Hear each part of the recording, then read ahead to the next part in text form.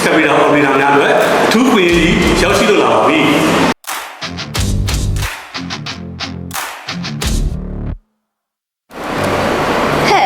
နေပြည်တော်မှာလုံးမဲ့လေ Escapida scale ကိုတက်ပွဲအတွက်ကိုရဲ့ secretary ခိုင်းတာနေပြီးသွားပြီလား ဟာဟုတ်တော့ညီမလေး secretary မရေးရသေးဘူးမ ဟာအဲ့ဒါကိုရဒီနေ့ပြီးအောင်ရေးခိုင်းထားတာလေငါတို့ဒီနေ့ပြီးမှဖြစ်မှာ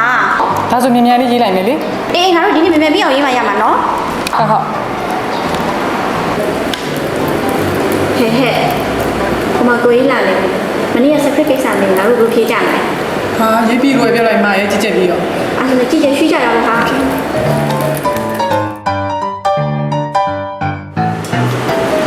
မလေးတို့ဟိုကလေဒီ23ရက်နေ့ Escapida scale ကိုနဲ့နေပြီးတော့ဘွဲအတွက် contact ပြီးပြီလား ကိုကြီးအဲ့ဒါလေမာလေးတို့လက်စတက်တုံးကိုရင်းနေတော့ကိုကြီး ပွဲက23ရက်နေ့မှာလုံးမှာအခုဒီငါတို့ကဘာမှမလုပ်ရသေးဘူးဆိုပြီးတော့လုပ်မလဲ ဟုတ်ကိုကြီးမာလေးတို့ဒီနေ့လက်စတက်ပြပါမယ်ကိုကြီး နေလို့ကြောင်းဒီလိုငါကရေးလာတယ်နော်စပရေရောက်အဲ့စပရေကိုချက်ပြီးရင်ရိုက်ပြီးတခါလေးတစ်လုံး ဟုတ်ကဲ့ကိုကြီး Escapida operator များအတွက်ထူးခွင့်ကြီးရောက်ရှိလို့လာပါပြီ